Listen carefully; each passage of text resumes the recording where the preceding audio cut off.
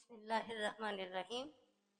یہ ہے paper 10th class کا 2022 اور پہلا گروپ ہے اس اول اور اردو لازمی کا پیپر ہے 2 گھنٹے 10 منٹ اس کا ٹائم ہے۔ یہ پیپر 2 ہے، سبجیکٹیو ہے، انشاء یا تصویر لکھا ہوا ہے، کوڈ نمبر 7 ہے۔ اچھا جی، تو یہ جو ہے ٹپس والوں نے اس کو سالو کیا ہے۔ ٹپس کی بڑی اچھی بکس ہیں، میں دیکھوں گا کہ بہترین بک ہے اگر آپ نے میٹرک کی تیاری کرنی ہے اور آپ ٹاپرس نہیں ہیں تو ٹھیک ہے، ٹاپر والے تو نیچرلی ان کے اپنے میتھڈ ہوتے ہیں، اور اب بہت اگر آپ کو یہ فکر ہے کہ اردو میں کوئی پرابلم ہو جائے گی تو آپ جو ہیں ٹپس والوں کے پیپر لیں اور صرف انہیں ہی سے تیاری کریں، ٹھیک ہے۔ آپ یہ بول دیں کہ آپ کی کوئی اور بک بھی ہے تو اس سے آپ کے ایگزامینیشن کی بڑے آرام سے تیاری ہو جائے گی، آپ کو ٹیکسٹ بک کی بھی ضرورت نہیں رہے گی۔ اچھا جی، تو یہ نظم درج ذیل نظم و غزل کے اشعار کے مقصد تشریح کیجیے۔ 3 اشعار حصہ نظم سے اور 2 اشعار حصہ غزل سے لیے گئے ہیں۔ حصہ نظم سوری میں نے یہاں پہ 3 اشعار حصہ نظم سے کرنے ہیں، 2 اشعار حصہ غزل سے کرنے ہیں۔ تو درج ذیل یہ سارے اشعار جو ہیں ان کی درج ذیل نظم و غزل کے اشعار کی مقصد تشریح کیجیے۔ اچھا، پہلے حصے سے 3 دوسرے سے 2 کرنے ہیں، ٹھیک ہے۔ اب یہ نظام آسمانی ہے اسی کی حکمرانی سے، بہار جاودانی ہے اسی کے باغبانی سے۔ اچھا، مجھے اردو میں بھی مہارت ہے انگلش کے ساتھ ساتھ، تو اس لیے جیسے میں نے کمپیوٹر کی ریکارڈنگ کی تھی یہ اس طرح کا نہیں ہے، اور کمپیوٹر تو انگلش میں نے اس کو پڑھ لیا تھا اور مجھے تو اس میں کچھ آئیڈیا ہو گیا تھا، لیکن یہ اردو کا پیپر ہے تو اردو میں کوئی خاص پریشانی والی بات نہیں ہے۔ تو یہ نظم جو ہے ہم جب یہ شعر جو ہے اسے پڑھنے سے پتہ چلتا ہے یہ ہم سے کیا گیا ہے، کیونکہ آسمان کا نظام تو اللہ ہی بنا سکتا ہے اور کوئی نہیں بنا سکتا۔ تو دنیا میں جتنے نظام ہے اللہ کے اوپر اللہ ہی کی حکمرانی ہے، کچھ بھی پتہ تک نہیں ہے تو اس کی مرضی کے بغیر۔ بہار جاودانی ہے اسی کے باغبانی سے، بہار جاودانی سدا سلامتی ہے اس دنیا کی کائنات کی جو سسٹم ہے سلامت چلا رہا ہے، تو یہ جو ہے اسی کی مہربانی سے ہے۔ آگے اس کی تشریح کی ہوئی ہے، آپ اس کو بھی ساتھ پڑھ لیتے ہیں تو اس سے شاعر کیا کہنا چاہ رہے ہیں۔ اردو میں یہ ہوتا ہے کہ شاعر بات تک لکھتا کچھ ہے، یہ زیادہ لکھا ہوا ہے، 10 نمبر کا پیپر ہے تو اتنے زیادہ نہیں ہے، ورڈ جو ہیں وہ لکھنے نہیں ہوتے ہیں۔ تو چلیے میں اس کو دیکھ لیا، 10 مارکس ہیں اس کے تو 2 مارکس کے لیے ایک دو لائنیں پیچھے کم بھی ہو گئے، کوئی بات نہیں، 1 2 3 4 5 6 5 لائنیں ہیں، تو آپ نے وہاں پہ کیا لکھنا ہے۔ شاعر کہتا ہے کہ ایک تو یہ ملک عرب کا ریگستان تھا جس کی گرمی گرمی محتاج بیان نہیں، اور پھر یہ تو وہ ہے ہی نہیں بھائی، اس کی تو تشریح نہیں ہے، دوسرا ہے پہلے والا جو ہے۔ اچھا، اس نے جو ہے شعر نمبر 2 کی تشریح کر دیا، 1 کی نہیں کی۔ اچھا بولو کہ اچھا یہ پہلا جو شعر ہے یہ سے لیا گیا ہے حمد سے، اور دوسرا جو ہے اس میں ایک جنگ کے متعلق جو ہے کربلا، میدان کربلا کا جو ہے منظر جو ہے اس کے شاعر نے اپنے الفاظ میں بیان کیا ہے کہ کس طرح کا ماحول تھا جب جنگ ہو رہی تھی۔ تو بولو کیا الحذر وہ حرارت کیا لمع، شاعر یہ کہتا ہے بہت ہی زیادہ گرمی تھی، گرم ہوائیں چاہتے ہیں۔ رنگ کی زمین تو سرخ تھی، رنگ میدان جنگ کہ زمین تو سرخ تھی اور زرد آسمان، اور آسمان جو ہے وہ آگ برسا رہا تھا، جو گرمی کو ہم یلو کلر سے شو کرتے ہیں تو آسمان جو ہے وہ زرد تھا، تو اس کی تشریح جو ہے وہ نیچے اس طرح سے کی گئی ہے۔ شعر نمبر 2 ہے۔ اچھا، پہلے شعر کا اس نے کسی اور پرچے میں تشریح کر دی ہوئی ہے تو اس نے کہا کہ شعر نمبر 2 نمبر 1 کے لیے دیکھیں پرچہ نمبر 2019 کا پرچہ دیکھیں، اس میں یہ شعر آیا ہوا ہے تو یہ شعر ریپیٹ ہوتا ہے۔ شاعر کہتا ہے एक तो ये मुल्क अरब का रेगिस्तान था जिसकी गर्मी मोहताज ब्याह नहीं, यानी अरब का जो रेगिस्तान है वो तो वैसे बहुत गर्म होता है। और फिर ये अरब का, सऊदी अरब का रेगिस्तान नहीं था, ये इराक जहाँ पे जंग हुई थी, मैदान करबला जो है ये उसकी बात हो रही है। तो ये तो सऊदी अरब में नहीं था, ये इराक वाली साइड पे था। और फिर ये जंग का दिन था। जाहिर है कि जंग की वजह से गर्मी की शिद्दत कुछ और बढ़ जाती है। ये हमारे यहाँ आजकल की जंग जो है, जैसे गोला गोला बारूद वगैरह चलाते हैं, अम, उसकी वजह से जो है मौसम जो है वो और गर्मी की शिद्दत का एहसास होता है।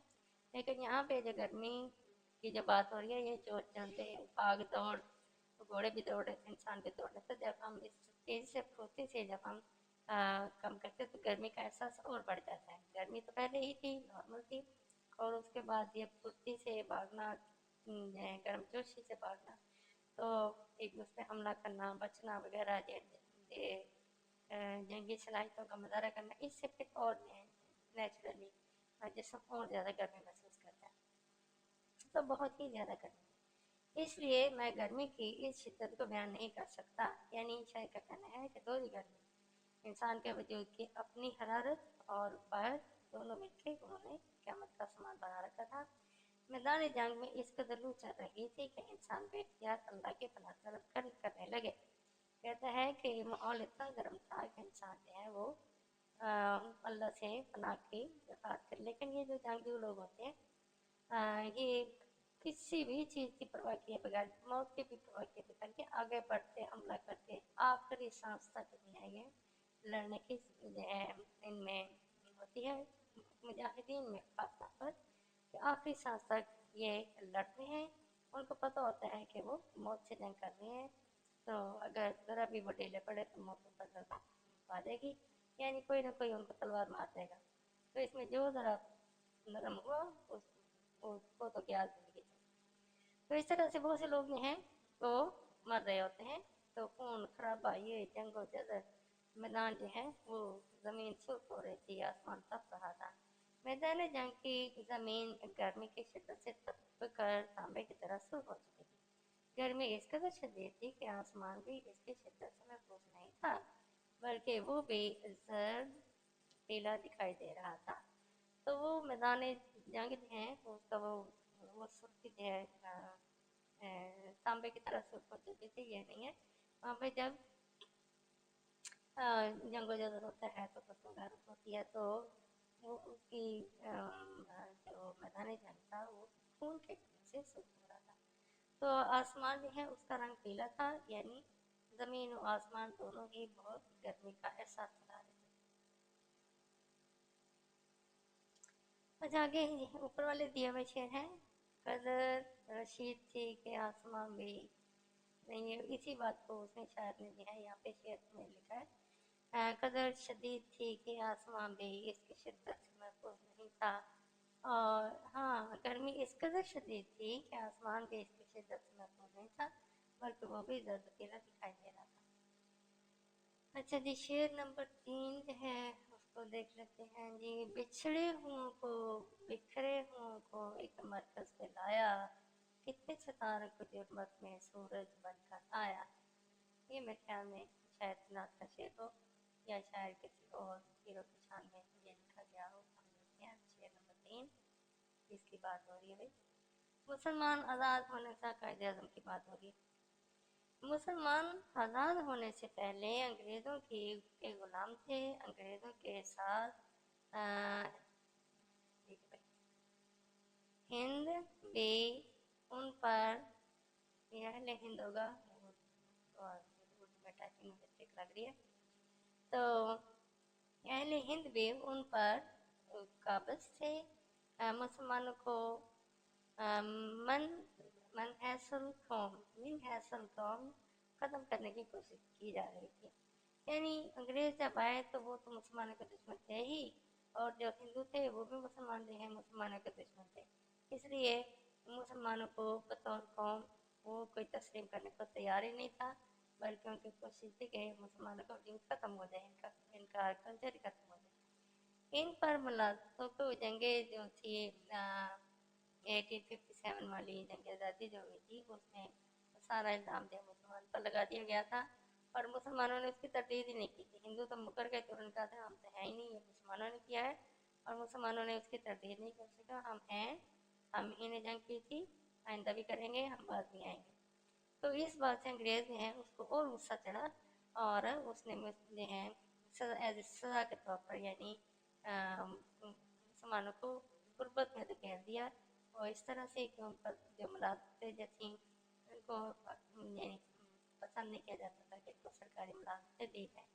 उनको पता था कि ये कोई साज़बाज़ करेंगे, तो उन पर मुलाज़मतों के दरवाजे बंद कर दिए गए थे। इन छोटी-मोटी मुलाज़मत पीएन की मुलाज़मत और इस तरह की छोटी-मोटी मुलाज़मत जो थी वो उनको दी जाती, जो एग्जीक्यूटिव किस्म की पोस्टें थी उन पर मुसलमानों को नहीं रखा जाता था। स्कूलों में मुसलमानों के मज़हब के खिलाफ तालीम दी जाती थी।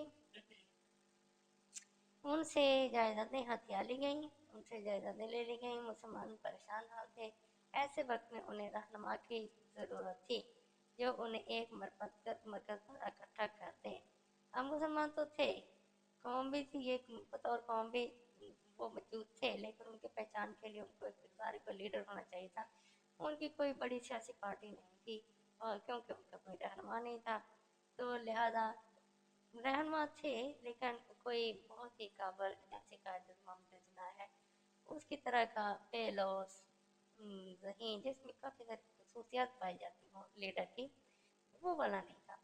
तो बाकी तमाम लोगों ने अपने अपने जो है अपनी अपनी हद तक काफ़ी काम किया। कुर्बानियाँ देने वालों का कोई किरदार कम नहीं होता, वो भी बहुत अहम होते हैं। तो कायद आज़म ने उनकी जो कुर्बानियाँ जो थी, उनकी जो मेहनत थी और जो मशक्क़त थी उनको कामयाब किया। तो कायद मोहम्मद अली जिन्ना रहमतुल्लाह ने तमाम मुसलमानों को एक प्लेटफॉर्म पर इकट्ठा किया और पाकिस्तान हासिल करने के लिए जद्दोजहद शुरू की। उनकी कोशिशें रंग लाईं, यानी उनकी कोशिश कामयाब हुई और पाकिस्तान मारज़ वजूद में आ गया, मतलब पाकिस्तान बन गया। शायर कहता है कि यह पाकिस्तान ही था जिसने पिछड़े हुओं को एक जगह जमा किया और ये पाकिस्तान की जो डिमांड जो थी उसकी खातिर लोग जो हैं इकट्ठे हो गए थे। पाकिस्तान एक सूरज की मानंद है, इसकी किरणें हर तरफ फैली हुई हैं। पाकिस्तान मेरा प्यारा देश है, अल्लाह ताला इसे कायम दायम रखे। तो ये जो है ये नज़म कायद आज़म की शान में लिखी गई है या पाकिस्तान की कायद आज़म की शान में लिखी गई होगी। तो इसमें जो है उसके अजीम किरदार पर जो है रोशनी डाली गई है और ये कि जब पाकिस्तान बन गया तो सारे मुसलमान अब वहाँ से किसी बेचैनी के बगैर ज़िंदगी गुजारने लगे, क्योंकि अब ना तो उनको अंग्रेज़ों की तरफ से कोई खतरा था, ना हिंदुओं की तरफ से खतरा था। तो अब ये एक बहुत बड़ा चैलेंज था, इतने सारे लोग एक यानी जो कम तादाद में मुसलमान जो थे वो इंडिया में से बड़े इंडिया में मुसलमानों की तादाद हिंदुओं के मुकाबले में कम थी और ऊपर से अंग्रेज़ भी थे, तो उनको बचाना ये एक बहुत बड़ा काम था। तो ये कायद आज़म की रहनुमाई में हुआ। आ गया जी तस्वीर नंबर 4, ये देखते हैं क्या है भाई। दो हो गया, 4 ये है धूप के झुलसे हुए रुख पर मशक्क़त के निशान। धूप के झुलसे हुए रुख पर मशक्क़त के निशान, खेत से फेरे हुए मुँह घर के जानब है रवां। ये जो है ये तो गाँव का मंजर है। आपने जो नज़म पढ़ी होगी उसमें नज़म का नाम शमतारत में कराया गया। हमने ये जो मीनिंग है वो लिखे हैं और क्योंकि मैं तो मैट्रिक में नहीं हूँ इसलिए मुझे आप नीचे कमेंट कीजिएगा ये कौन सी नज़म है और जो भी जो ये नज़मों के नाम है आप उस पर लिखिएगा। तो धूप के झुलसे हुए रुख यानी गर्मी की शिद्दत में काम करने पर जो जो लोग काम कर रहे थे, मशक्क़त के निशान और उनके चेहरे पर थकावट, गर्मी और की वजह से थकावट के आसार थे। खेत से फेरे हुए मुँह अब वो खेत से वापस आ रहे थे, घर की जानब रवां और घर जा रहे थे। तो गाँव में ऐसा होता है, सारा दिन लोग खेतों में काम करते हैं, रात को थके हारे घर की तरफ लौटते हैं। تو یہاں پہ ایک میرا جو تجربہ بڑی ہوئی ہے کہ میں نے پاکستان میں اور دوسری کنٹریز میں میں نے دیکھا جو ایڈوانس کنٹری ہے تو وہ لوگ جو ہیں دن کے بجائے رات کو کام کرتے ہیں، کیونکہ ان کے پاس ٹریکٹر ہوتا ہے، لائٹیں ہوتی ہیں۔ مجھے بھی اس بات کے بعد میں احساس ہوا کہ ہم صدیوں سے دھوپ میں کام کرتے چلے آ رہے ہیں، دھوپ سے لڑتے چلے آ رہے ہیں، بھائی رات کو ٹمپریچر ذرا کم ہو جاتا ہے تو رات کو کیوں نہیں ہم کام کر رہے ہیں؟ کیا کھیتوں کو پانی لگانا ہے یا ہل چلانا ہے یا کچھ اور کام کرنا ہے؟ تو اس میں دن کے رات کے ارلی آورس یعنی شام کے بعد کا جو ٹائم ہے اور اس کے بعد رات 12 بجے تک کام کر لیں، 1 بجے تک کام کر لیں، تو یہ اس وقت جتنی گرمی نہیں ہوتی۔ تو ہمارے ہاں اس کیونکہ ہم پہلے سے کام کرتے چلے آ رہے تھے، تو اگر ہماری حکومت کے لوگوں کو اگر کچھ گائیڈ کریں تو لوگ جو ہے یہاں پہ بھی شدید گرمی میں کام کرنے کے بجائے رات کو کام کرنے تو زیادہ اچھا ہوگا۔ اچھا، اب چلتے ہیں تشریح کی طرف۔ نمبر 4، 2 3 4 شدید تشریح۔ جب شام اپنے سرمئی پر پھیلا دیتی ہے یعنی جب شام ہو جاتی ہے اور رات کی آمد کے اثرات نمایاں ہونا شروع ہو جاتے ہیں، یعنی ستارے نکلنے شروع ہو جاتے ہیں، اندھیرا چھانا شروع ہو جاتا ہے، تو دن بھر کی محنت کے بعد کسان اپنے گھر کی جانب روانہ ہو جاتا ہے۔ تو اس وقت کسان جو ہے یعنی بالکل اندھیرے میں تو نہیں لوٹتا، سورج ڈلنے تک یا نماز پڑھ کے وہ لوگ گھر کی طرف چل پڑتے ہیں، اگر فاصلہ زیادہ ہو تو پہلے بھی چل پڑتے ہیں۔ تو دھوپ سے جھلسے ہوئے چہرے پر محنت اور مشقت کے نشانات عیاں ہوتے ہیں، صاف پتہ چلتا ہے ان کے چہروں سے محنت کر کے آئے ہیں، تھکے ہوئے ہیں، تو وہ جو ہیں لوٹتے ہیں۔ آفتاب کی تمازت، دھوپ کی حدت اور گرمی کی شدت اس کے چہرے پر سخت کے اثرات چھوڑ دیتی ہے۔ یہ شدید گرمی کی طرف بات کر رہا ہے کہ شدید گرمی جو ہے ان کے چہرے پر سکٹ کے اثرات چھوڑ دیتی ہے۔ دن پر اپنی محنت و مشقت کے بعد، یہ دن پر نہیں دن بھر اپنی محنت و مشقت کے بعد اب وہ جسمانی سکون کی تلاش میں گھر کی جانب چل پڑتا ہے۔ سارا دن کام کرنے کے بعد اب کسان کو آرام کی ضرورت ہوتی ہے، کھانے کی ضرورت ہوتی ہے، تو وہ گھر کی طرف چل پڑتا ہے۔ اس کا چہرہ اس کی دن بھر کی محنت کا عکس پیش کرتا ہے، یعنی وہ دن بھر کی جو اس نے محنت کی ہے وہ اس کے چہرے سے ہی پتہ چل رہا ہوتا ہے کہ کسان نے بہت محنت کی ہے۔ یعنی نظموں کے شعر تو ختم ہوئے، اب ہم غزل کی طرف چل جاتے ہیں۔ قصہ غزل آ گئی تو یہ 5واں شعر ہے: تیرے رتبہ دان محبت کی حالت، تیرے شوق میں کیا سے کیا ہو گئی ہے۔ ٹھیک ہے، یہ شاعر جو ہے محبت پر ہے۔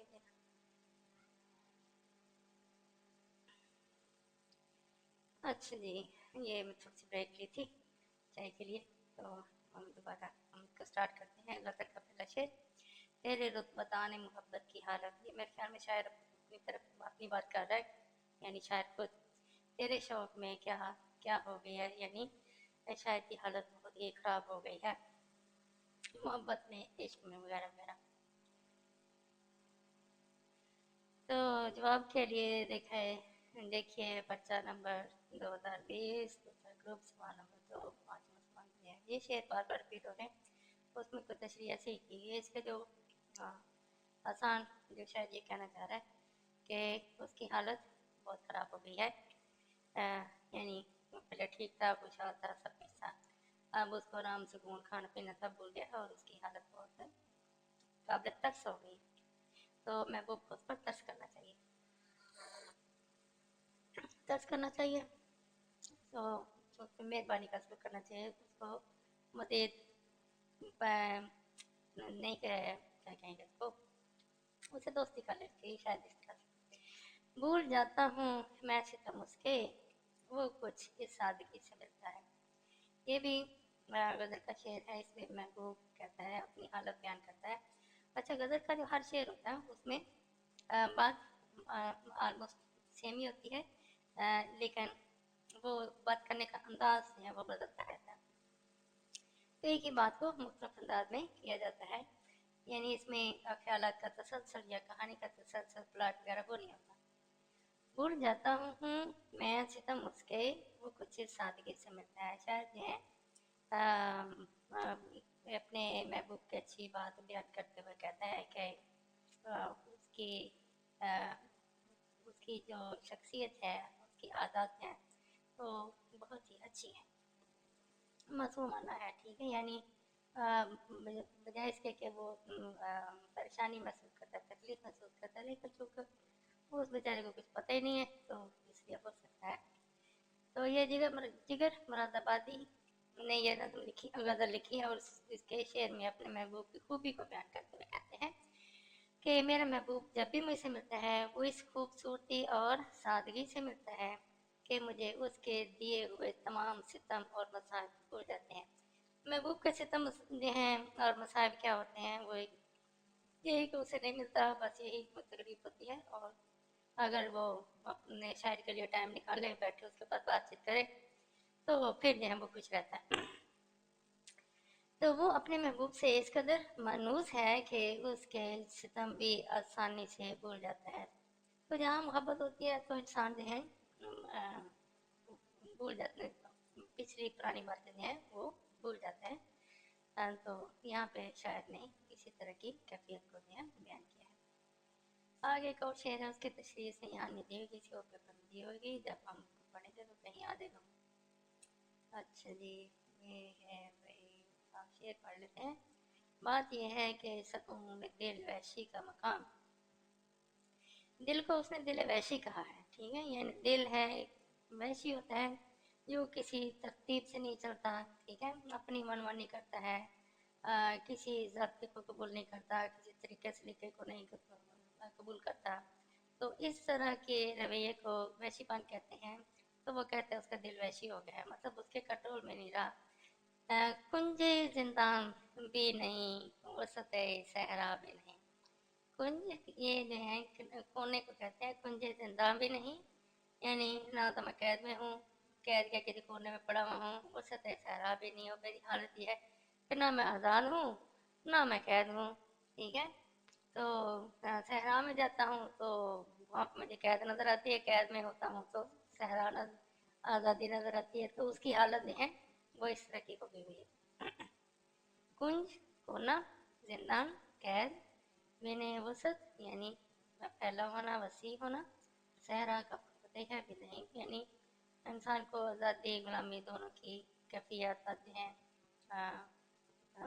इसका सही तरह से अंदाज़ा ही नहीं हो रहा। मतलब ये कि शायर ऑलमोस्ट इंतहाई बेचैनी की हालत में। अच्छा जी, इस पर्चे का हिस्सा 2 में है। दर्ज झैल नस्ब पारों की तशरीह कीजिए, सबक का अनुमान, मुसन्नफ का नाम और ख़त कशीदा अल्फाज के मायने लिखिए। तो ये जो है, हाँ, पैराग्राफ दिया हुआ है। ये जो इक़्तिबास दिया हुआ है वो है इकबाल के हाँ हलाल ईद सिर्फ हमें खुशी ही नहीं करता, खुशी नहीं करता, हमारी हंसी भी उड़ाता है। इकबाल के यहाँ ये हो सकता है अल्लामा इकबाल की बात हो या फिर और उसके यहाँ ईद का चाँद खुशी का बायस होता है। तो शायर ये कहता है कि जब चाँद नज़र आता है, ईद का चाँद नज़र आता है, तो हमें न सिर्फ खुशी होती है बल्कि हमें लगता है कि हमारी हंसी भी उड़ाता है चाँद। हमें नहीं, अच्छा, ईद का चाँद हमें खुशी न सिर्फ ये कि हमें खुशी नहीं देता, बल्कि लगता है हमारा मजाक भी उड़ाता है। यतीमों की ईद के बारे में भी इकबाल रहमतुल्लाह अलैह इस रवैये की अक्कासी करते हैं। यतीम बच्चे जो हैं जब ईद आती है तो उनके लिए खुशी की बजाय उनके लिए परेशानी हो जाती है, और उनके लिए दूसरे सजदे बनते हैं, तो उनकी इस तरह से महरूमी और बढ़ जाती है। अक्कासी करते हैं, दिखाते हैं, ठीक है। उनके ये जो क्या है नसर पारत हैं अल्लामा इकबाल ने, इसमें ये पता नहीं कौन से इकबाल रहमतुल्लाह हैं। वैसे तो इकबाल रहमतुल्लाह तो हम अल्लामा इकबाल के लिए लिखते हैं, लेकिन ये जो है कौन सा नसर पारा है, कौन सी कहानी है, उसका नाम आगे शायद नहीं याद। अच्छा, जिस पर नसर निगार भी खामा फरसानी करते हैं, खामा ये हो सकता है कलम हो, नसर नगार भी खामा फरसानी करते हैं, यानी लिखते हैं, खामा फरसानी करते हैं, लिखते हैं। याद तिफली अल्लामा इकबाल को ईद के चांद की तस्वीर कशी पर मजबूर करती है। इकबाल का बचपन जैसे गुजरा, ये हैं उसकी वो सारे मंजर कशी करते हैं, यानी वो सारी बातें जो हैं अपनी तहरीरों के जरिए हम तक पहुँचाते हैं। और वो मंजर कशी वाले रुझान की तरफ माइल होते हैं। ठीक है, तो ईद के चांद की मंजरकशी, हाँ, बचपन की जो यादें हैं उनमें अल्लामा इकबाल को याद पड़ता है कि चांद ईद का निकलता था और उस वक्त लोगों के क्या रुझान होते थे, उसके बारे में वो लिखने पर मजबूर हो गए। आगे जी लिखते हैं जी, मुसन्नफ का नाम जवाब है, सबक का नाम है उर्दू अदब में ईद उल फितर। मुसन्नफ का नाम डॉक्टर वहीद कुरैशी। वही मैं कह रहा था, अल्लामा इकबाल ने तो ऐसा कुछ नज़्में नहीं लिखी, ये अल्लामा इकबाल के मुतल्लक है। और मुश्किल अल्फाज है, हलाल ईद, ईद का पहली का चांद यानी ईद का चांद, और अक्कासी तस्वीर कशी करना, हम फरसाई करना, लिखना, तहरीर करना, मंजर कशी करना, मंजर खींचना। तो ये हो गया अल्फाज मानी और तशरीह। भाई इस पैराग्राफ में मुसन्नफ हमें अल्लामा इकबाल के हवाला से ईद मनाने की तस्वीर पेश करता है। और इकबाल के यहाँ ईद का चांद हमें खुशी ही नहीं करता, बल्कि खुशी ही नहीं करता बल्कि ईद का चांद हमारा मजाक उड़ाता है। ये मैंने तो बता दिया। अल्लामा इकबाल रहमतुल्लाह अलैह के यहाँ यतीमों की ईद के बारे में जो तसव्वुर शायरी में पाया जाता है, उसी तसव्वुर के मतलब नसर निगार में लिखते रहते हैं। बचपन की यादें अल्लामा इकबाल के दिल में बचपन के वाक़यात को असर जिंदा करती हैं, यानी दोबारा से जिंदा करती हैं और उन्हें ईद के चांद को अपनी शायरी में बयान करने के लिए मजबूर करती हैं। और उनकी यादें जो हैं, क्योंकि अल्लामा इकबाल को ईद का चांद को याद दिलाती हैं और फिर अल्लामा इकबाल अपनी नज़्मों में उसका जिक्र करते हैं। अल्लामा इकबाल रहमतुल्लाह अलैह भी इस याद की वजह से मंजरकशी करने वाली शायरी की तरफ झुकाव रखते हैं। गरीबों के दुख दर्द जो हैं उनकी शायरी में झलकते हैं। वो इन मनाज़र को अपनी शायरी के ज़रिए बयान करने की कोशिश करते हैं। उनका ये मिलान फितरी है, या उनका ये रुझान फितरी है, ऐसा ये जो जिन लोगों में कुछ इंसानियत पाई जाती है तो उनमें आम सी बात है कि वो दुख को महसूस करते हैं और दुख को अपनी तहरीरों में बयान करते हैं। बे आपकी शराफत, काबिलियत और देरीना वज़ादारी दिखना, खूबसूरत दिखना लिबास वगैरह के जरिए से का मुझे जो एहसास है, मेरा ख्याल है कि आपके लिए किसी दोस्त अजीज और बुजुर्ग से कम नहीं है। इन निज़ाम खुतबात को शोहरत देने और कामयाब बनाने में आपका गरां कदर हिस्सा है। गरां कदर बहुत कीमती हिस्सा है। अल्लाह ताला आपको खुश नेक नाम और इकबाल मंद रखे। ठीक है, आमीन। बेगम साहिबा और बच्चों को बहुत बहुत प्यार। ये कोई बहुत बहुत दुआ, ये खत वगैरह है कोई। तो मुसन्नफ का नाम है खतूत रशीद अहमद सिद्दीकी। मुसन्नफ का नाम है रशीद अहमद सिद्दीकी। और काबिलियत, समझबूझ, वफादारी, रख रखाव, ग्रां कदर बहुत ज़्यादा, इकबालमंद, इज्जत आबरू वाला। ठीक है जी, इकबालमंद। तशरीह। मोहतरम डॉक्टर साहब, आपकी शराफत, समझबूझ और पुराने रख रखाव के अंदाज का मुझे बहुत एहसास है कि आपका वजूद मेरे लिए किसी दोस्त अजीज और बुजुर्ग से कम नहीं है। इन खुतबात का जिन पर मुझे इनाम से नवाजा गया है, कोई उन्होंने खुतबे दिए होंगे, खुतबा की जमा खुतबात है, तो उस पर कोई इनाम मिला होगा, उसे शोहरत देने और कामयाब बनाने में आपका बहुत बड़ा हिस्सा है। यानी मुसन्नफ ने जो खुतबात दिए हैं और जो लोगों को अच्छे लगे हैं, जिस पर इनाम मिला है, उसके असल जो हैं बुनियादी हैं वो यही मोहतरम डॉक्टर साहब अल्लामा इकबाल, जिसको भी ये खत अल्लामा इकबाल तो नहीं, एक डॉक्टर साहब हैं जिनकी खिदमत में ये खत लिखा जा रहा है, उस्ताद होंगे। अल्लाह ताला आपको खुशो खुरम अच्छी शोहरत और इज़्ज़त आबरू वाला बनाए। तो अल्लाह ताला जो है आपकी इज़्ज़त शोहरत को मज़ीद अता करे। आमीन। बेगम साहबा और बच्चों को बहुत दुआ। तो ये ख़त का इख्तिताम है। और इसके बाद है भाई सवाल नंबर 4 है, दर्जे ज़ैल में से कोई से 5 सवालात के मुख्तसर जवाब दें। तो सैयदानी बी को कैसे शक गुजरा कि उसे कहीं और ले जाया जा रहा है?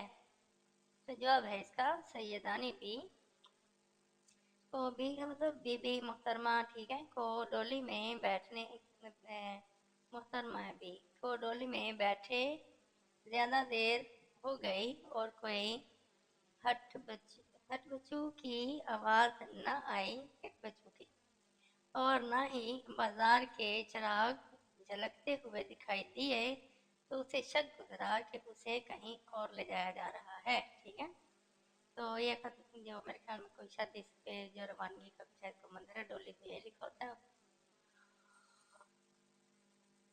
पहले ज़माने में गाड़ियाँ तो होती नहीं थी, कारें नहीं होती थी, तो दुल्हन को एक डोली यूँ समझे कि एक सीट होती थी, उस पर बैठा दिया जाता, और छोटा सा कमरा भी है, समझे कि 4x4 का, ठीक है, लकड़ी का बनाया जाता था, उसमें सीट लगाई जाती, और उसके ऊपर जो है उसको एक कपड़े की छत होती थी, और साथ में पर्दे लटक रहे होते थे, यानी पर्दा भी होता था, और उसमें उसको बैठा के दूल्हा और दुल्हन शायद दोनों को, तो जहाँ भी शादियाँ बहुत बहुत दूर तो नहीं होती थी, तो यही होता था, दूसरी तीसरी गली से इधर आ गए कोई, या 2-4 गलियाँ उधर चले गए, तो शहर बहुत बड़ा नहीं होता था, तो पैदल ही जो है वो ले जाते थे।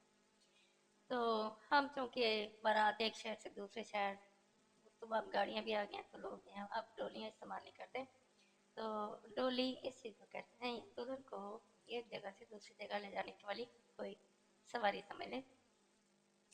अब उसको जो है ये जो काम करने वाले होते थे, कामे वगैरह जो थे, तो ये उनकी ड्यूटी लगी होती थी कि उन्होंने उठा के दुल्हन को जो है किसी उसके मेके में, जो है मेके कह रहा हूँ, उसका ससुराल में पहुँचा के आना है, तो इससे उनको कुछ इनामात वगैरह जो हैं अज़ाफ़े मिल जाते थे, तो वो खुशी खुशी ये काम करते थे।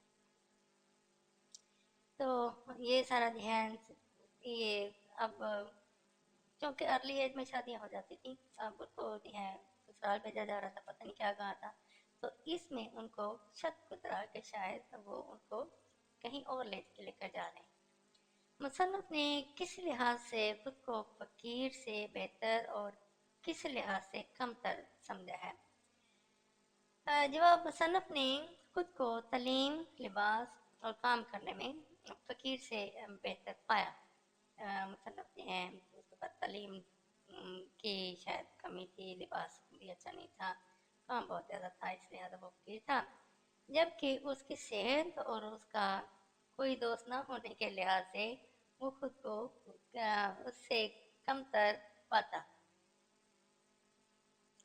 फ़कीर से बेहतर, हाँ जी, क्योंकि मुसन्निफ के पास तालीम थी, लिबास अच्छा था, काम भी था, तो लिहाजा ये फ़कीर की हालत फ़कीर से बेहतर थी, जबकि उसकी सेहत खराब थी और उसका कोई दोस्त ना था, गरीब का कोई दोस्त नहीं होता, ठीक है, तो इस लिहाज से उसने अपने आप को क्या कहेंगे, फ़कीर से कमतर पाया। यानी फ़कीर, ये क्या, फ़कीर की सेहत अच्छी थी, ठीक है, जबकि फ़कीर की सेहत अच्छी थी और उसका कोई दोस्त नहीं था, ठीक है, इस लिहाजा शायर को फ़कीर को ये झंझलाहट नहीं थी कि उसका कोई दोस्त है या उसकी सेहत अच्छी नहीं है, मुसन्निफ को ये चीज़ें जो हैं दस्तियाब नहीं थी, यानी सुकून दस्तियाब नहीं था। बाकी जो हैं ये चीज़ें देखता तो शायद वो मुसन्निफ इस महसूस करता कि वो फ़कीर से कमतर है, यानी जो सहूलतें फ़कीर को दस्तियाब थी वो उसको नहीं थी, और ये कि फ़कीर के पास तालीम नहीं थी, फ़कीर के पास अच्छा लिबास नहीं था, लिहाजा इस लिहाज से उसने फ़कीर को अपने से उसने खुद को फ़कीर से बेहतर पाया। चुगलखोर ने किसान के भाइयों को क्या बताया? चुगलखोर ने किसान के भाइयों को बताया कि तुम्हारा भाई सख्त मुसीबत में गिरफ्तार है। उसके साले हर चौथे रोज आकर उसे को करते हैं, यानी उसको मारते हैं। ये कहानी आपने पढ़ी हुई थी, चुगलखोर। अच्छा जी, नामदेव माली ने इनाम लेने से क्यों इनकार किया? देवमाली या देवमाली, ये उसका कोई नाम है, पुराने हिंदुओं का की तरफ का नाम है। और ये एक गरीब आदमी था, माली था, पौधों की बड़ी देखभाल करता था और पौधों के मामला को बहुत अच्छे से समझता भी था। तो लिहाजा उनकी देखभाल, उनकी तंदुरुस्ती, उनकी सेहत और उनकी पौधों की खसूसियात को जानने की वजह से वो बच्चों को छोटी मोटी दवाइयाँ भी दे देता था कि खा लो, जिससे हम कहते हैं पुदीना खा लो, इससे तबीयत ठीक हो जाएगी, या कोई और ऐसी चीज़ें हैं हम तजवीज़ कर देते हैं। तो ये देव माली भी अपने पौधों की खसूसियात की बुनियाद पर लोगों को दवा दारू भी दे देता था। दवाई नहीं देता था, सब्जियां तजवीज़ करता था या जड़ी बूटियाँ। तो नामदेव माली का कहना था कि अपने बच्चों के पालने पोसने में कोई इनाम का मुस्तहिक नहीं होता। अब वो पौधों को अपने फैमिली मेंबर ही समझता था, अपने बच्चे समझता था, उनके परवरिश को करना ऐसे ही महसूस करता था जैसे अपने बच्चों की परवरिश करना। अब उसको, क्योंकि बहुत मेहनती था, उसको इनाम के लिए जब देने की कोशिश की जाती तो वो इनाम लेने से इनकार कर देता। वो कहता है इनाम कैसा, अपने बच्चों की देखभाल करने में कौन सा होता है, बंदा इनाम का मुस्तहिक होता है, यानी वो अपने आप को इनाम का हकदार नहीं है, क्योंकि वो समझता था पौधे उसके हैं और उनकी देखभाल भी उसका फर्ज है। अगर फर्ज है तो फर्ज पूरा करने में कौन सा इनाम है। ये कि उस ये कहकर उसने इनाम लेने से इनकार कर दिया और इस वजह से उसने इनाम नहीं लिया। फूलों का रंग हंसी से मिलने का मफहूम वाज़ेह कीजिए। फूलों का रंग हंसी से मिलने का मफहूम वाज़ेह कीजिए। फूलों का रंग हंसी से मिलने का मफहूम ये है कि शायर का महबूब मुस्कुराता है, मुस्कुराता हुआ बहुत खूबसूरत लगता है, जैसे खिले हुए फूल हों। ठीक है, तो ये हंसना तो होता है कि आवाज़ के साथ खुशी का इजहार करना। तो ये मुस्कुराहट जो होता है ये आवाज़ के बगैर खुशी का इजहार करना। तो शायर जो है महबूब के की मुस्कुराहट को फूलों की खूबसूरती जो है से तशबीह देता है, उन जैसा करार देता है। खिले हुए फूल बहुत खूबसूरत लगते हैं। मुसन्नफ के मतलब ये कि दोनों सूरतों में महबूब मुस्कुराता है, जैसे फूल को देखने से दिल खुश हो जाता है, महबूब के मुस्कुराने से वैसी ही खुशी महसूस होती है। मुसन्नफ के साथ कार में बैठते हुए अली बख्श के दिल में क्या वहम था? अच्छा जी, अली बख्श तो अल्लामा इकबाल के थे, खिदमतगार थे, तो उनके छोटे मोटे काम किया करते थे। तो मुसन्नफ के साथ कार में बैठते हुए अली बख्श के दिल में ये वहम था, मुसन्नफ भी दूसरे लोगों की तरह अल्लामा इकबाल के मतलब मुख्तलिफ किस्म के सवालात करके उसका दिमाग खाएगा। तो लोग जो हैं, चूँकि किसी भी बंदे से मिलते हैं तो अल्लामा इकबाल के बारे में पूछते हैं। तो यहाँ पे उसका ये ख्याल था कि मुसन्नफ यानी किताब लिखने वाला जिसने मजमून लिखा है, वो जो है अली बख्श को अपने साथ ले गया। तो मेरे ख्याल में अल्लामा इकबाल के घर की तरफ था, उसकी ज़मीन का मसला था, उस सिलसिले में ले गया। तो उसका ये ख्याल था कि अली बख्श को से बहुत से सवाल किए जाएंगे अल्लामा इकबाल के बारे में। तो ज़ाहिर है अल्लामा इकबाल की शख्सियत को वो बेचारा क्या समझे जो उनका हुक्का भर के लाता था। तो वो जो है तहम उन्होंने इस तरह के सवाल नहीं किए। मक्ता की तारीफ कीजिए और एक मिसाल दीजिए। मक्ता जो है किसी गज़ल का आखिरी शेर होता है, ठीक है, यानी खता करना, काट देना, ख़त्म कर देना। तो ये जो है जिस शेर पर किसी गज़ल का इख्तिताम होता है उसे मक्ता कहते हैं। गज़ल या कसीदा का वो आखिरी शेर जिसमें शायर अपना तखल्लुस इस्तेमाल करता है उसे मक्ता कहते हैं। शायर जो है तखल्लुस मुख्तसर नाम जो है या फर्दी नाम जो है शायर जो है वो लिखता है, उसे मक्ता कहते हैं। और मिसाल जो है, काम को छोड़ के हम नाम के पीछे हैं। अता अता जो है ये शायर का अताउल कासमी ने अपना जो है तखल्लुस अता लिखा है। अता का मतलब अताउल्लाह के पास नहीं है। काम को छोड़कर हम नाम के पीछे हैं, अता वो शजर बोए नहीं जिनके समर मांगते हैं। यानी हमने मेहनत की कोई नहीं और इनाम के लिए हम मरे जा रहे हैं। तो इस शायर ने है इसने इस तरह बयान कर दिया। शायर के मुताबिक माल गोदाम रोड पर शाम होते ही किस तरह की रौनक होती है। शायर के मुताबिक माल गोदाम रोड की सड़क का नाम है। पर शाम होते ही शुगाल यानी गीदड़ सीखने लगते। अच्छा जी, शुगाल की ये बहुत गीदड़ों की जमा है, शुगल शुगाल, ठीक है। तो बहुत होते ही शुगाल चीखने लगते हैं, यानी गीदड़ों के चीखने की आवाज आती है। सवाल नंबर 5 है, किसी एक सबक का खुलासा लिखिए। ये मलम्मा यानी पानी चढ़ा हुआ और अली बख्श ये दूसरी कहानी है, दोनों में से किसी का लिखें। तो यहाँ पे इसी बुक में जो है ये जो टिप्स है आपके खरीद लें। और इसके जो है 2018 के पहला ग्रुप जो है उसमें ये इसका खुलासा जो है वो बयान किया हुआ है। अली बख्श का खुलासा भी है 2019 के पेपर में पहले ग्रुप में 5वें सवाल में ये खुलासा जो है इसका लिखा हुआ है। तो अगर आपके पास बुक नहीं है या खरीदे वहाँ से लिखा होगा, मेरे पास तो नहीं है और अब कहीं आ जाएगा तो हम पढ़ देंगे। ये रिपीट होते रहते हैं। और दूसरा ये अगर टाइम भी ज़्यादा हो जाना था, 41 मिनट्स पहले ही हो गए हैं। अच्छा जी, आगे है जवाब वक्त की पाबंदी। अच्छा ये मजमून लिखें। आगे सवाल नंबर 6 है, किसी एक पर मजमून लिखें।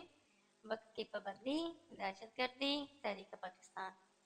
तो इसमें ऐसा मजमून जो वीक स्टूडेंट हैं उनकी बात कर रहा हूँ, जो उनको ये है कि उर्दू में हमारे फेल हो जाएंगे, ठीक है। तो उनको ऐसा करना चाहिए कि ऐसा उन्वान चुनना चाहिए जिसमें तारीख के हवाले देने की ज़रूरत ना पड़े। अब तहरीक पाकिस्तान जिसने पढ़ी होगी वो नहीं है, वो अच्छा से ये लिख सकता है। दहशत गर्दी के बारे में जिसके पास अदाद शुमार है वो ज़्यादा अच्छा लिख सकता है। वक्त की पाबंदी आम सा सब्जेक्ट है, इसके बारे में बहुत से लोग नहीं हैं। आप भी जानते हैं, आपका भी वक्त की पाबंदी से वास्ता पड़ता है। तो हर बंदे बच्चे का जो है वो इससे वास्ता पड़ता है, तो लिहाजा इस मौजू पर लिखना जो है वो आसान है। हम फर्जी तौर पे ऐसा टॉपिक चुनते हैं जिसमें हम काफ़ी बातें अपने पर से लिख सकें। तो ये जो है मजमून जिसमें लिखा हुआ है, गाफिर तुझे घड़ियाल ये देता है मनादी। यानी जो घड़ियाल है पहले होता था, जो दीवार पर जो बड़ा क्लॉक लगा था, तो वो जो है हर घंटे बाद वो आवाज़ यानी वो कैसा स्ट्राइकिंग की आवाज़ यानी बेल के साथ में वो एक यानी एक बजे एक दफ़ा वो टकता टन होती, इस तरह से 2 बजे तो टन टन, इस तरह से पता चल जाता 2 बज गए। तो वो जो है हर घंटे बाद जो जो घड़ियाल था ये हर घर में ऐसे होता था। आजकल के वॉल क्लॉक दूसरे निकल आए चलते रहते हैं, टाइम पर नज़र डाल लो, टाइम देख लो। तो उसमें आप चाहें या ना चाहें वो घड़ियाल जो है उसने अपने ऐलान कर देना है 1 बज गया है, 2 बज गए हैं, 3 बज गए हैं। तो वो अपने टन टन से जो है इस तरह की आवाज़ें वो बता देता था, पता चल जाता था। अब शायर ये कह रहा है कि गाफिल तुझे घड़ियाल ये देता है मनाती। ये पुराने ज़माने का घड़ियाल है, आजकल का नहीं है। तो घड़ियाल जो है वो हर घंटे बाद ऐलान करता था 1 बजे, 1 बज गए। तो 12 बजे तो काफ़ी देर तक वो टन टन करता रहता, 12 दफ़ा उसने करना होता था।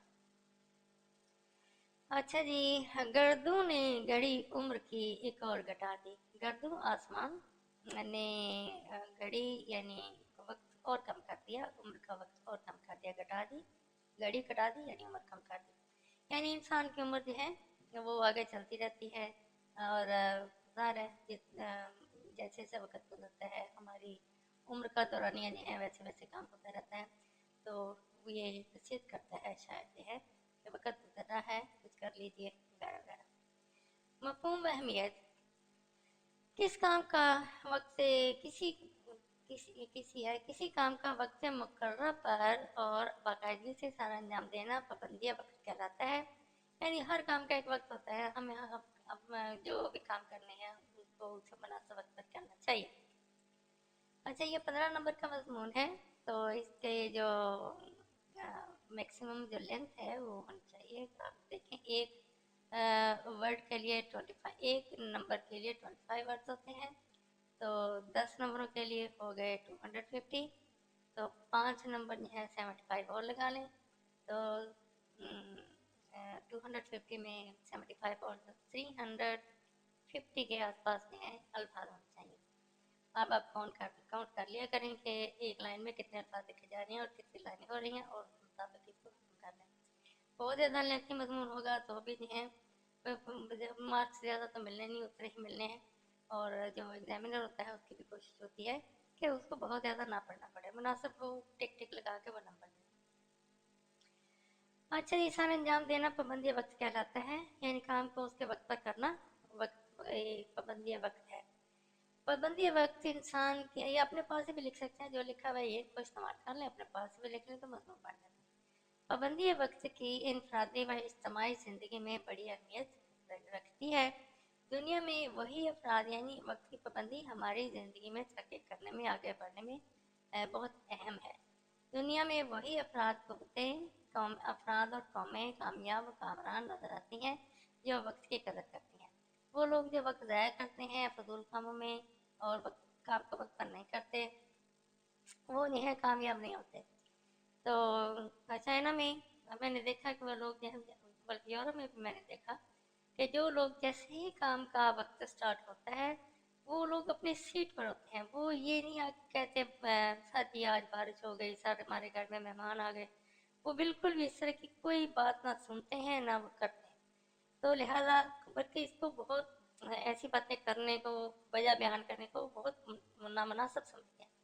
तो लिहाजा वही लोग जो हैं जो वक्त पर जो हैं काम स्टार्ट करते हैं, वक्त पर काम खत्म करते हैं, हर काम को उसके वक्त पे करते हैं, तो वही लोग जो हैं वो कामयाब होते हैं। और यही महज़ब कौमें जो हैं इसी की बुनियाद पर तरक्की करती हैं, और हर काम वक्त की पाबंदी के साथ सारा अंजाम देती है। अब वक्त में जो है ठीक वक्त पे काम शुरू करते हैं, ठीक वक्त पे ख़त्म कर देते हैं। अक्सर उनमें ओवर टाइम का रुझान नहीं है, वो कहते हैं जी बस काम खत्म हो गया, ओवर टाइम हमने नहीं करना, अक्सर नहीं करते। ठीक है, तो हम पाकिस्तानी जो हैं चूँकि हमारी गुजरतें कम हैं, हमारे पास हमारी ज़रूरियात, हमारी क़ुव्वत ख़रीद बहुत कम है, लिहाजा और दूसरे मुल्कों में हम जाते हैं तो हम इसको, हमारे पाकिस्तान में भी हम मेहनत करने के ही आदमी हैं, मेहनत ही मेहनत है, तो वो हमें जब पता चलता है हमें पैसे और मिलेंगे तो फिर हम भूल जाते हैं हमें सोने का भी टाइम है, या घर में खाने पकाने का और उठने बैठने का या सफाई सुथराई का कोई काम होगा, हम तो उसको छोड़ देते हैं और एक्स्ट्रा काम के में फिर जुट जाते हैं। तो जो अफराद व कौमें पाबंदी वक्त का लिहाज नहीं रखती वो नाकाम और नामराद होती रहती हैं। अब ये नहीं कहता है जो कौमें वक्त की पाबंदी नहीं करती वो नाकाम होती हैं, तो जो वक्त की पाबंदी करते हैं वो कामयाब हो जाते हैं। तो हमारे यहाँ ये है, ऐसा है कि दोनों ही उलट है, ना तो हम वक्त तक काम स्टार्ट करते हैं, हम ये कहते हैं हमें पैसे कम मिलने हैं तो चलो कोई नहीं, घंटा लेट हो गया, आधा घंटा लेट हो गया, वार्निंग मिल जाएगी, झिड़कियाँ पड़ जाएंगी, ठीक है। तो उसी तरह से, या फिर हमसे ज़्यादा काम लिया जाता है, वो भी हम इससे भी बददिल होते हैं, ठीक है कि नहीं। तो हम जो है, यानी जो काम किसी का होता है उससे वही काम लिया जाना चाहिए, ठीक है। तो हमारे यहाँ होता है कि काम करने वाला अगर हम देखते फारग बैठा तो इसको काम कह दो कोई, ठीक है कि नहीं, और खुद आराम से बैठे रहो। ये वाला रवैया जो है ये हमें और सुस्त कर देता है, ये हम जो सुस्त हैं इसमें हमारा भी काम प्रॉब्लम है, हमारी भी खामी है। दूसरे ये कि इसमें जो माशरती रवैये हैं वो भी अपना रोल जो है किरदार अदा कर रहे हैं, जिस वजह से हम वक्त की पाबंदी नहीं करते।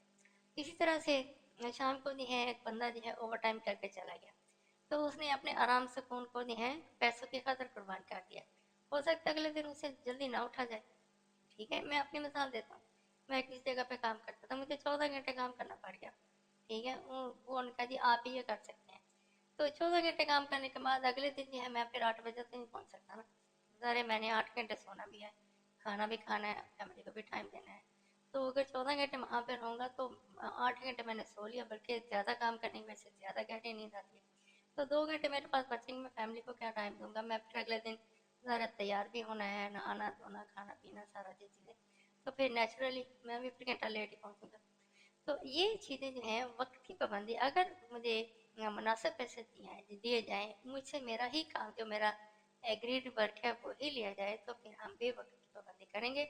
और इसकी निगरानी हुकूमतों को करनी चाहिए।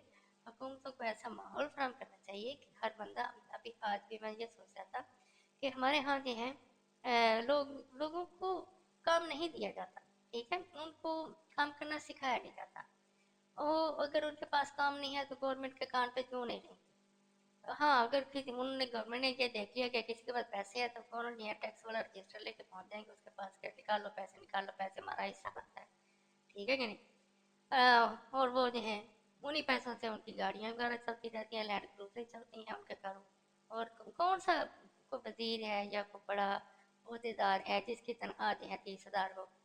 तो जब उसकी अपनी फैमिली 30,000 में नहीं चल रही तो लोगों को कैसे वो कह रहे हैं कि वो 30,000 में गुजारा करें। मेरे अंदाजे के मुताबिक एक बंदे की तनख्वाह जो है कम अज कम 3 लाख रुपए होनी चाहिए और उसको काम दिया जाना चाहिए। नहीं गवर्नमेंट काम लेती ना लेती, उसको 3 लाख रुपए दे महीने का। जब गवर्नमेंट 3 लाख रुपए महीने का देगी तो इसको इंश्योरेंस कर ले गवर्नमेंट के बंदे को 3 लाख रुपए उसने देना है।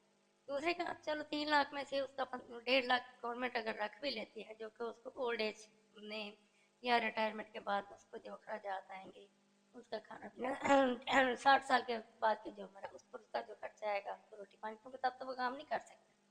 तो 60 प्लस से काम लेना भी नहीं चाहिए। और उसको नहीं है, अगर अपने 1.5 लाख गवर्नमेंट ने रखा हुआ है तो उसमें से उसको वापस करें।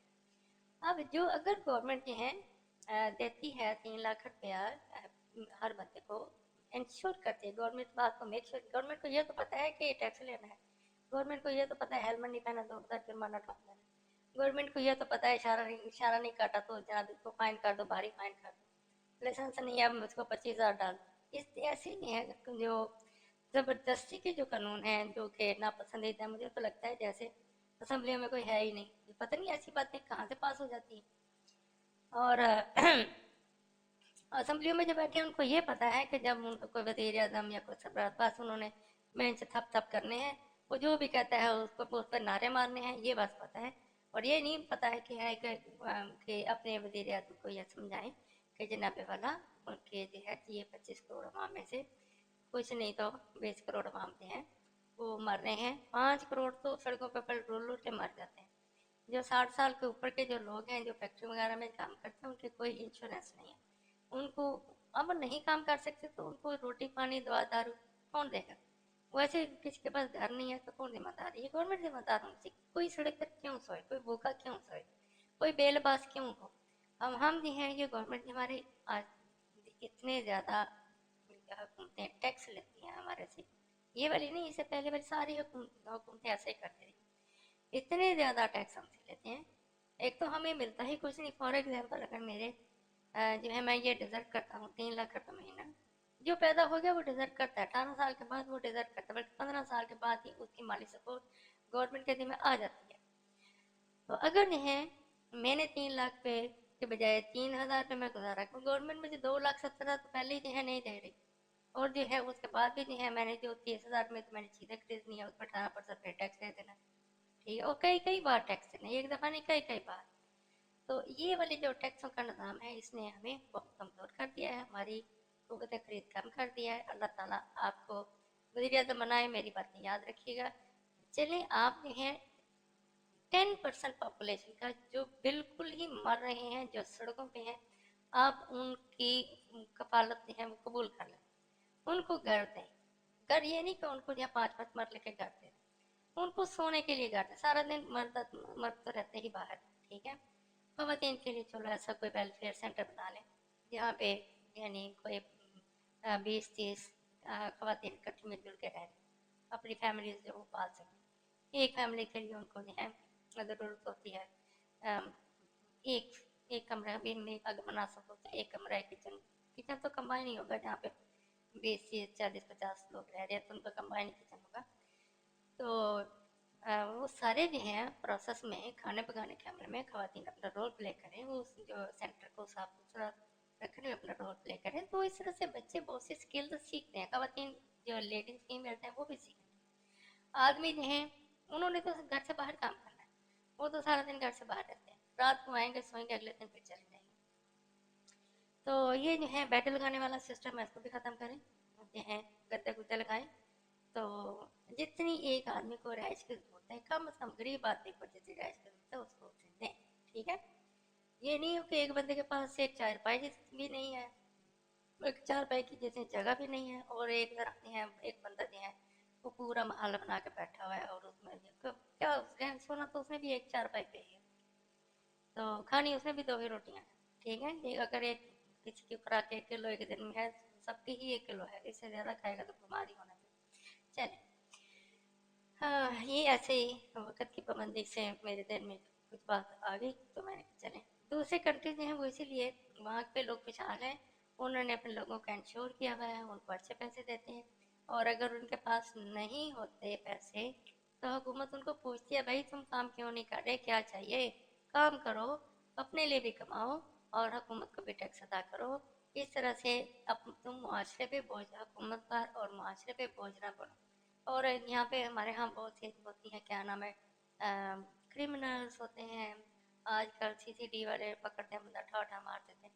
तो इस तरह से तो फिर बहुत से लोग मारने पड़ेंगे, क्योंकि जितने भी लोग गरीब हैं सारे अपने अपने लेवल पर सारे ही क्राइम करते हैं। इसको जो मौका मिलता है, जहाँ तक मिलता है, वो क्राइम ही करता है। तो अम, लालची कुत्ते वाली बात है, ठीक है। जो हमने स्टोरी पढ़ी थी मैट्रिक में कहीं, तो जब वो बहुत भूखा होता है फिर वो क्या करता है, गोश्त का टुकड़ा भी लेके भाग जाता है और खुद से करता है वकील। हमारे रवैये भी ऐसे ही हो गए हैं, तो हुकूमतों को चाहिए कि इनकी तरफ तवज्जो करें, लोगों की क़ुव्वत खरीद बढ़ाए, लोगों में इस बात को मेक श्योर करें कि लोग काम कर रहे हैं, और उनको मुआवजा जो है वो एक ऐसा मुआवजा मिल रहा है जिसमें उनकी ज़रूरियात पूरी हो सकती हैं। मिसाल जितना भी तय कर लें कि एक बंदे को जो है एवरेज पूरे पाकिस्तान का जो है निकाल लें कितना हमारे पास खजाना है, और एक बंदे की आमदनी एवरेज इतनी होनी चाहिए, और उसको उतनी आमदनी दें। लोगों के पास जो पैसे होंगे वो खरीदारी करेंगे, और वापस उससे उतना ही ज़्यादा जो है गवर्नमेंट को टैक्स वसूल होगा। तो कोई रखता नहीं है खा पैसे जो है, ज़रूरत के हद तक राशन के अलावा सारे पैसे जो हैं वो वापस खर्च कर देते हैं, और वो वापस गवर्नमेंट के पास आ जाते हैं। अच्छा जी, आगे है निज़ाम कायनात। हम देखते हैं कि निज़ाम कायनात सारे का सारा पाबंदी वक्त में जकड़ा हुआ है। सूरज वक्त पर तलू और वक्त पर गुरूब होता है, चांद के तलू और गुरूब का भी वक्त मुकर्रर है। रात दिन और मौसम के तगैर तब्दील तबद्दल यानी के मौसम के तब्दील होने में पाबंदी वक्त का असूल कार फरमा है। यानी सर्दियाँ सर्दियों में आती हैं, गर्मियाँ गर्मियों में आती हैं, सूरज दिन को निकलता है, रात को गुरूब हो जाता है, तारे रात को निकलते हैं, दिन को नहीं निकलते हैं। तो सितारों की गर्दश भी वक्त की पाबंद है। इसी तरह फसलों, फूलों, फलों के भी वक्त मुकर्रर हैं। तो कायनात में जो कुछ भी हो रहा है सब अपने अपने वक्त पर हो रहा है। तो हमें भी चाहिए हम अपनी तबीयत को वक्त का पाबंद बना दें, और जो काम जिस वक्त पर करना है उस वक्त पर करें, ठीक है जी। नंबर 3 आगे है मेयार तरक्की व कामरानी।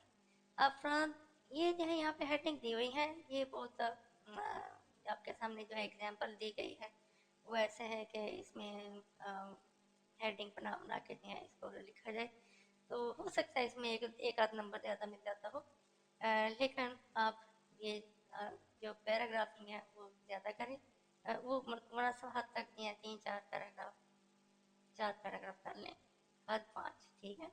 हाँ, 5 पैराग्राफ, ठीक। 5 पैराग्राफ में देख लें, एक पैराग्राफ में तकरीबन आएंगे 80 वर्ड्स ऑलमोस्ट एक पैराग्राफ में आएंगे, तो एट यानी 400 बनेंगे इस तरह से। अब एक लाइन में ये देखें कितने अल्फाज आ रहे हैं, 1 2 3 4 5 6 7 8 9 10, ऑलमोस्ट 20 अल्फाज हैं, 11 12 13 14 15 16 17 18 20 लगा लें। तो 20 के एवरेज से हम देख लेते हैं ये इसमें कितने अल्फाज हैं। लाइनें काउंट कर लेते हैं, 1 2 3 4 5, शेर वाली भी है,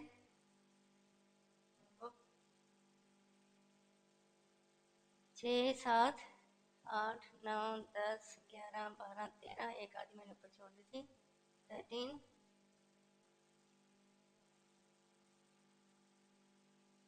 14 15 16 17 18 19 और 20 ये ले 400 तो यहाँ पे होगा, ठीक है। 21, 22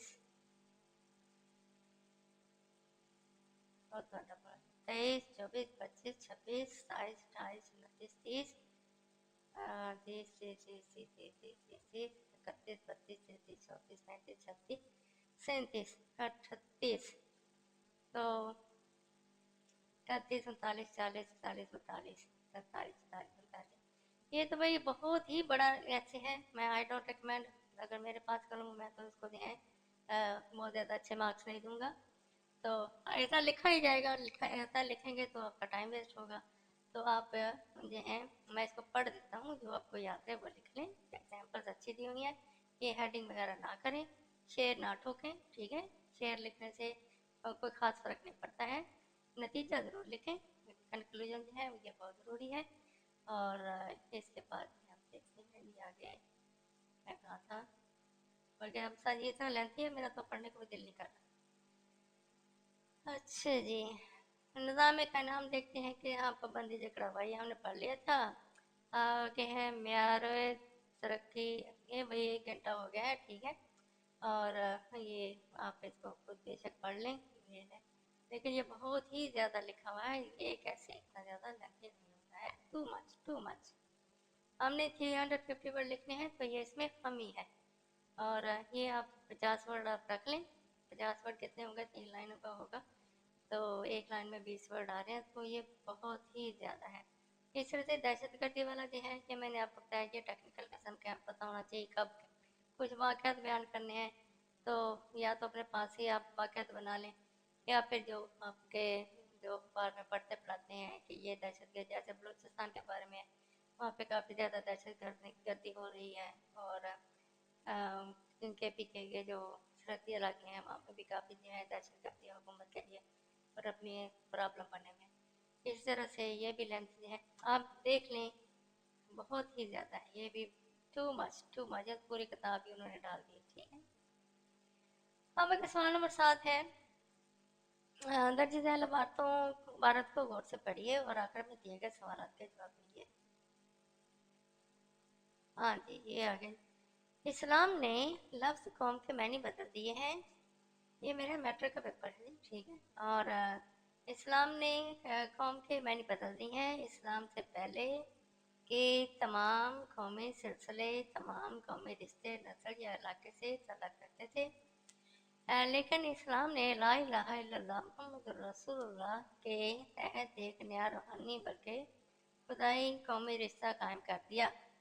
इस्लाम किसी से नहीं पूछता कि वो तुर्क है या ताजिक है, वो अफ्रीका का रहने वाला है, वो अरब का, या वो चीन का बाशिंदा है या माँ चीन का, ठीक है। अच्छा, उसके बाद पाकिस्तान में पैदा हुआ है या हिंदुस्तान में, वो काले रंग का है या गोरे रंग का है, बल्कि जिस किसी ने अल्लाह की तौहीद और मोहम्मद सल्लल्लाहु अलैहि वसल्लम खातमुन नबिय्यीन की रसालत को मान लिया, वो एक रिश्ते में बंध गया जिससे अच्छा और प्यारा रिश्ता कोई नहीं है। तो ये जो है, इसमें शायद ये बताता है कि मुसन्नफ़ मुसन्नफ़ भी नहीं है, ये पैराग्राफ में ये बात बताई गई है कि इस्लाम ने मुसलमानों को इकट्ठा किया है और इस्लाम से जो मुंसलिक लोग हैं वो बाई बाई हैं। तो इस्लाम ने लफ्ज़ कौम के मैनी बदल दिए हैं, इससे क्या मुराद है। पहले कौम ये होती थी कि खास इलाके के लोग जो हैं वो एक कौम बन जाते थे रहने वाले, जैसे हिंदुस्तान में सारे लोग जो हैं वो हिंदुस्तानी हो गए, ईरान में रहने वाले ईरानी हो गए, तो अफगानिस्तान में रहने वाले अफगानी हो गए। तो या फिर कोई एक ज़बान बोलने वाले, चाइनीज़ से हैं वो चाइनीज़ बोलते हैं तो वो चाइनीज़ हो गए।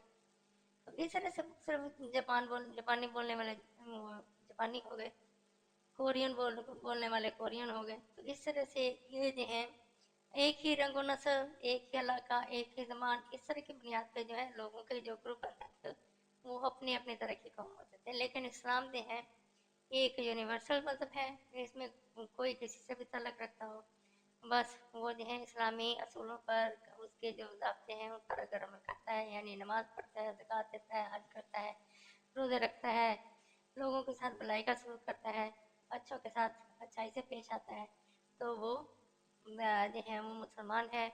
इससे कोई फ़र्क नहीं पड़ता कि उसका तल्लुक़ कहाँ से है। تو اسلام نے لفظ قوم کے معنی بدل دی ہیں، کیونکہ اسلام سے پہلے کے تمام قومی رشتے نسل یا علاقے سے تعلق کرتے تھے، مگر اسلام نے لا الہ الا اللہ محمد رسول اللہ کے تحت ایک نیا روحانی بلکہ خدائی رشتہ قائم کر دیا ہے۔ اچھا جی،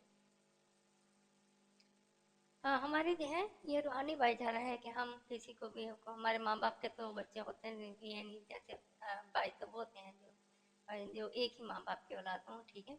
تو یہاں پہ کوئی افریقہ کا بھی ہے، وہ اس کے ماں باپ اور ہیں، میرے ماں باپ اور ہیں، لیکن وہ میرا بھائی ہے کیونکہ وہ مسلمان ہے۔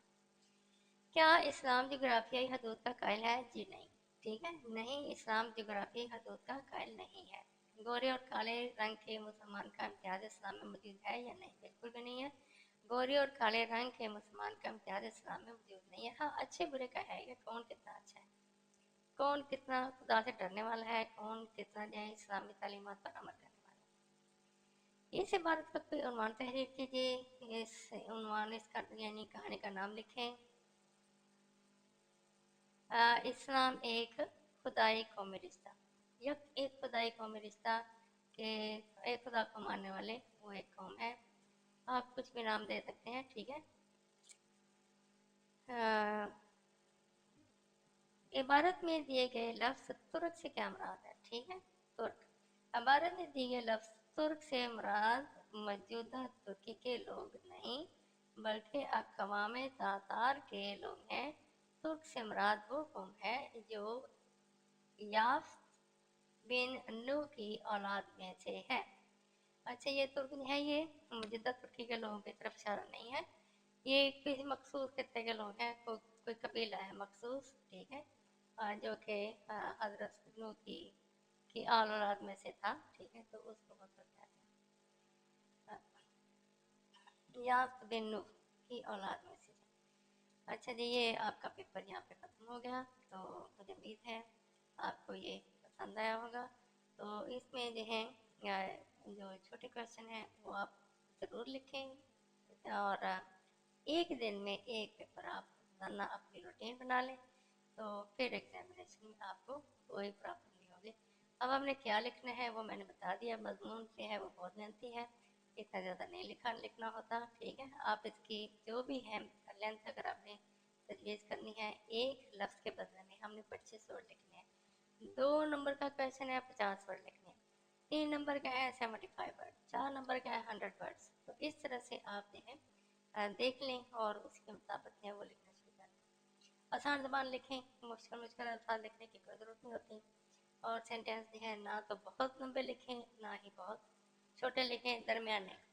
میں اکثر کہتا ہوں کہ 20 ورڈ کا سینٹینس ہے وہ بہترین ہے۔ 20 ورڈ کا یہاں سے شروع ہوتا ہے یہاں پہ ختم ہو جاتا ہے، ٹھیک ہے کہ نہیں؟ اب یہ دیکھیں، یہاں سے سٹارٹ ہوا یہاں پہ ختم ہو گیا، دیٹس گڈ، ویری گڈ۔ تو 20 میں پلس مائنس 5 ہو جاتی ہیں، یعنی 15 ہو جائے 25 ہو جائے، اس سے 15-25 کے درمیان کے جو سینٹینسز ہیں بہترین ہوتی ہیں۔ تو اس طرح کی جو ہے رائٹنگ آپ کریں تو انشاءاللہ آئی ہوپ آپ کو اردو کا پیپر کوئی پرابلم نہیں کرے گا۔ تو now wish you all the best. تو اللہ تعالیٰ آپ کو کامیاب کرے۔ باقی جو اگر کسی کو میری خدمات آن لائن یا چاہیے ہوں یا گھر میں پڑھنا ہو تو میرا نمبر ہے 0301-460-4168، 0301-460-4168۔ میں لاہور میں ہوں، میرا نام عبدالوحید ہے اور بیریا ٹاؤن کے آس پاس رہتا ہوں، ٹھیک ہے جی۔ بیریا ٹاؤن سے دور دراز علاقے میں نہیں جا سکتا، تو بیریا ٹاؤن سے 10 کلومیٹر 15 کلومیٹر کی رینج میں، بلکہ 10 کلومیٹر کی رینج میں کہیں بھی اگر مجھے پڑھانا ہو، 2-3 بچے ہوں تو میں پڑھا دیتی ہوں۔ اچھا جی، اپنی صحت کا خیال رکھیں، دعا میں یاد رکھیں، اسٹے بلیسڈ، گڈ بائے، اللہ حافظ۔